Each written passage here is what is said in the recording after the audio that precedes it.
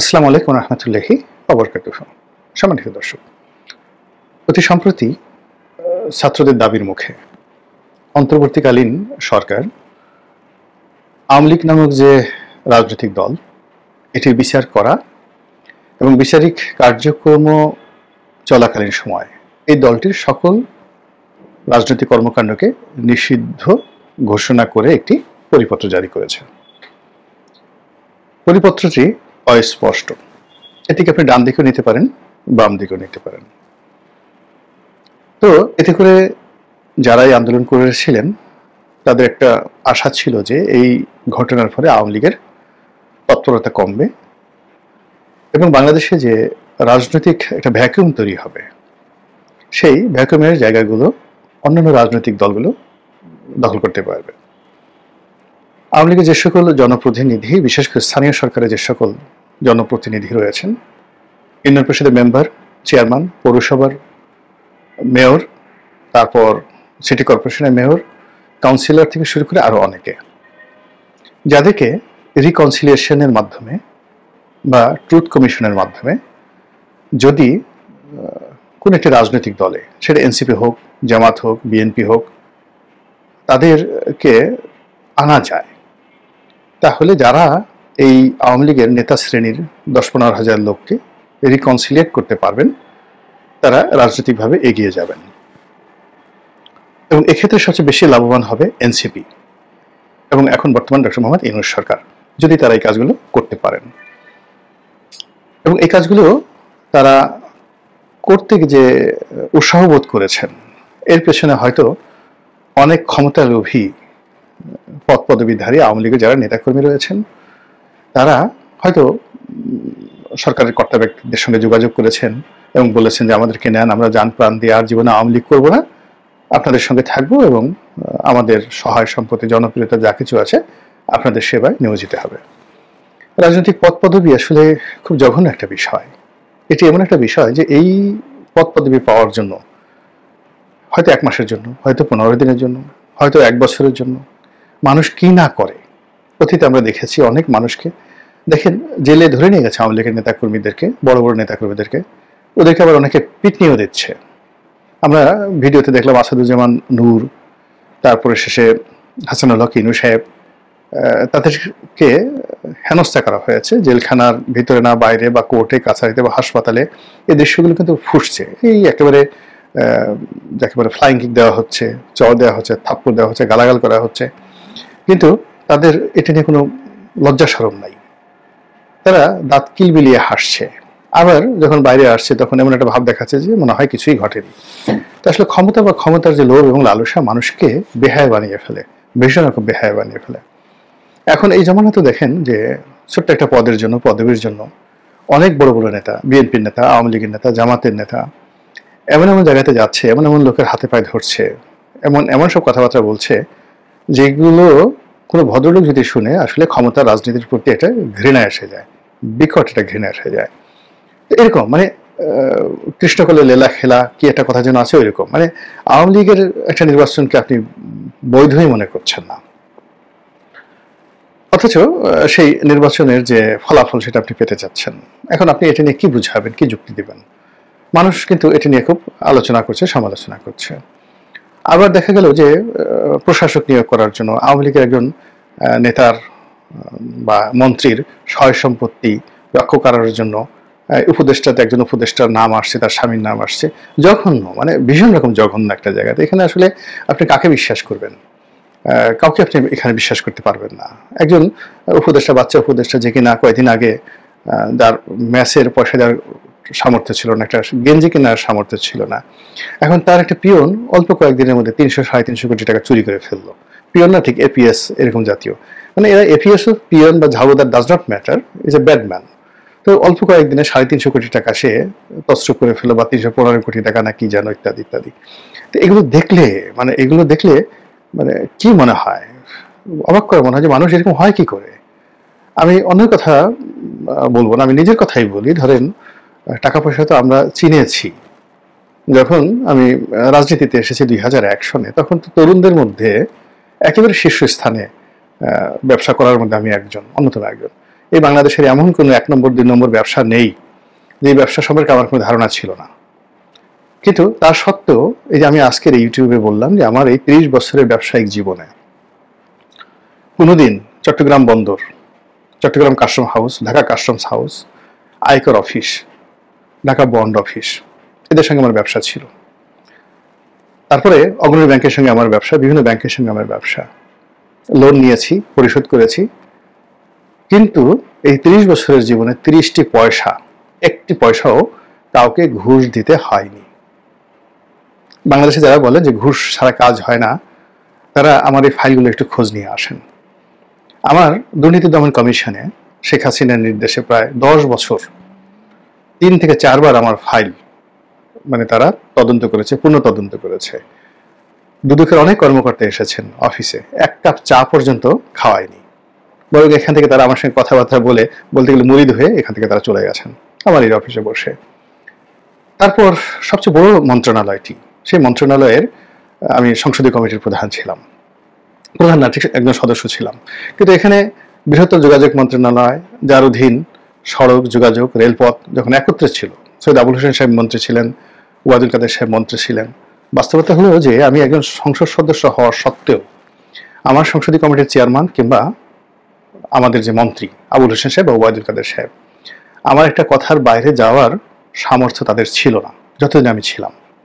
আমি যদি একটা ধমক দিতাম, কর্মকর্তা তো দূরের কথা, মন্ত্রীদেরকে পার্লামেন্টারি কমিটির বৈঠকে কিভাবে ধমকিয়েছি সেটা আপনারা ইচ্ছা করলে সংসদীয় কমিটির রেকর্ডে দেখতে পারেন। কিন্তু বিনিময়ে কোনো একটা মন্ত্রীর দপ্তরে গেছি, 1 কাপ চা খেয়েছি, একটা টেলিফোন করেছি, এরকম সিঙ্গেল নজির নাই। বরং আমার মন্ত্রীরা অনেক মন্ত্রীরা টেলিফোন করেছে, আমি ফোনই ধরিনি যে এদের সাথে আমি কথা বলবো না। আমার কোনো অসুবিধা হচ্ছে না, আমি এখন একটা দল করছি, বিএনপির মতো একটা দলের মনোনয়ন পাওয়া তো 4টিখানি বিষয় নয়। আপনি দেখুন তো যে বিএনপির মতো একটা দলের মনোনয়ন পেয়ে গেলাম, বিএনপির কোনো লোক, কোনো নেতা বলতে পারবে যে আমি তাদেরকে 1 কাপ চা খাইয়েছি এই মনোনয়ন পাওয়ার জন্য? এখন পর্যন্ত টিল নাও 2000 বিএনপির সবচেয়ে খারাপ সময়, একেবারে সবচেয়ে খারাপ সময়টিতে আমি বিএনপিতে ছিলাম এবং এখন পর্যন্ত আছি। আমি আমার মতো সে প্রথম দিন থেকে কাজ করে যাচ্ছি, লিখে যাচ্ছি, কথা বলে যাচ্ছি। 18 সনও বেগম জিয়ার পক্ষে বলেছি, বিপক্ষে বলেছি, তারেক রহমান সাহেবকে সমালোচনা করেছি, তার পক্ষে বলেছি। আবার 22-23 সনেও যেভাবে বলেছি, আবার এখনো একইভাবে, মানে আমার ভাষা তো বিএনপিকে নিয়ে চেঞ্জ হয়নি।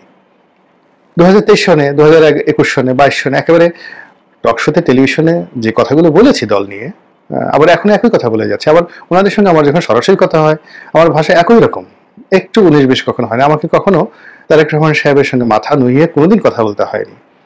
কোন নেতার কতটুকু সামর্থ্য আছে আমি বলতে পারবো না। জনাব তারেক রহমান সাহেবের সাথে বহুবার কন্টিনিউয়াসলি স্কাইপেতে 2 ঘন্টা, 2.5 ঘন্টা, 3 ঘন্টা পর্যন্ত ওয়ান টু ওয়ান কথা বলেছি। আমাকে তো একটা তেল দিতে হয়নি, একটা শব্দ উচ্চারণ করতে হয়নি টু কনভিন্স হিম। মানুষ কেন তেলবাজি করে আমি এই জিনিসগুলো বুঝছি না। তো যেটা বলছিলাম যে এখন বাংলাদেশে যে রাজনীতি, সেই রাজনীতিতে এমন একটা জায়গাতে চলে আসছে, সবাই ভয় পায়, সবাই লোভ করে, সবাই লালসা করে এবং সবাই যাকে বলে যে যেটা প্রয়োজন না তার ঠিক সেই জিনিসটা করে। আমি শুধু এখানে একটা ব্যাপার আপনাদেরকে বলি যে এখানে একটা কথা বলি, সেটা হলো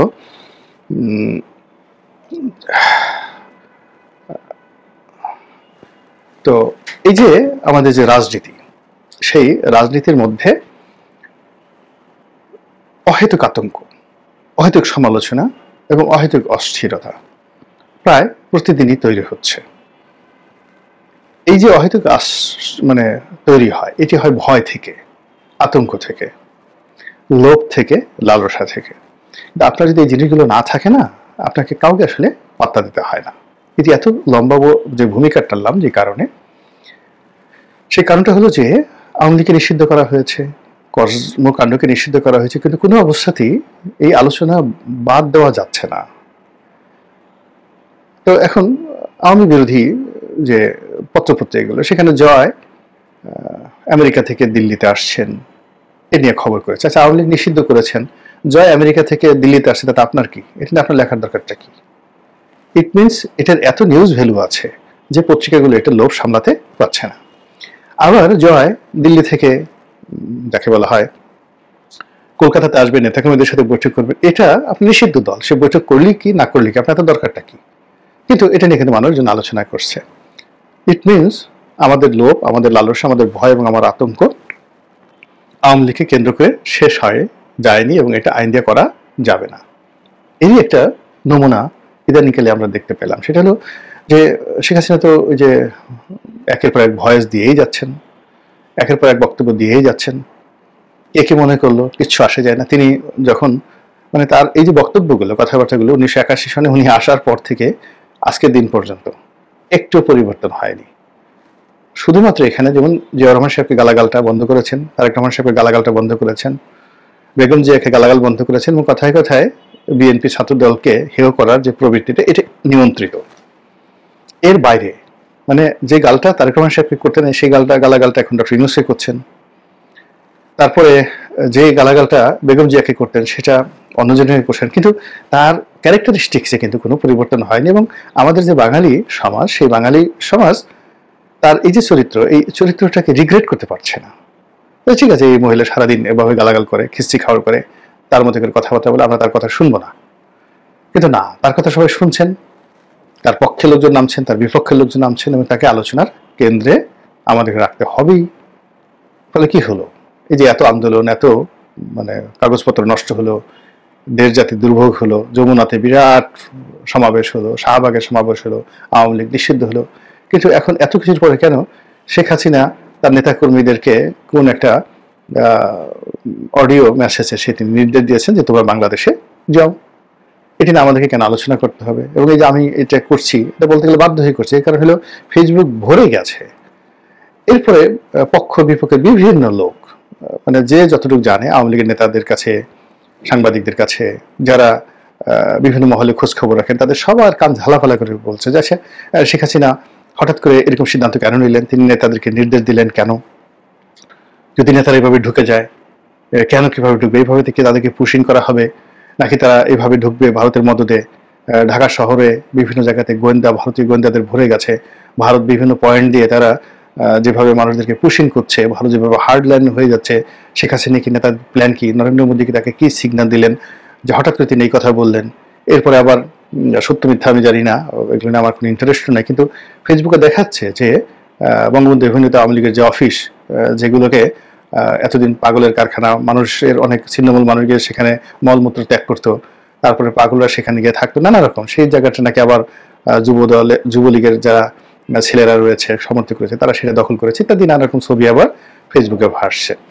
মূল যে বিষয়টা, সে বিষয়টা হলো যে এই দলটি সম্পর্কে আমরা আমাদের আতঙ্ক এখন পর্যন্ত ঝেড়ে ফেলতে পারছি না। আমরা বুক ফুলিয়ে যে বিপ্লব বা যে গণ অভ্যুত্থান, সেটাকে ধারণ করতে পারছি না। আমরা ডক্টর মোহাম্মদ ইউনূসকে নিয়ে যে আমাদের আনন্দ ছিল, উল্লাস ছিল, সেই জিনিসগুলো এখন রীতিমতো উদ্বেগ এবং উৎকণ্ঠায় পরিণত হয়ে গেছে। আমাদের যে আশা ছিল, আমাদের যে ভরসা ছিল, সেগুলো দুরাশায় পরিণত হয়ে গেছে। আমরা যাকে নিয়ে স্বপ্ন দেখব, যাকে নিয়ে কবিতা রচনা করব, এখন তাকে নিয়ে আমাদের রীতিমতো একটা যাকে বলা হয় এমন ভয় তৈরি হয়ে গেছে যে না জানি কি হবে, না জানি কি হবে। তিনি যাকে মানে তাকে নিয়ে এখন রাস্তায় মিছিল হচ্ছে, পক্ষে মিছিল হচ্ছে, বিপক্ষে মিছিল হচ্ছে, সব মিলিয়ে কেমন যেন একটা ওলট পালট হয়ে গেছে। এবং তার মধ্যে এরকম একটা ওলট পালটের মধ্যে এই যে জয় আসলো, শেখ হাসিনা নির্দেশ দিল, এটা হলো, এটা হলো, এই জিনিসগুলো আসলে আমার ভালো লাগছে না। লক্ষণটা কিন্তু কোনো অবস্থাতেই ভালো নয়। আল্লাহ আমাদের সবাইকে হেদায়েত দান করুন এবং হেফাজত করুন। আসসালামু আলাইকুম ওয়া রাহমাতুল্লাহি ওয়া বারাকাতুহু।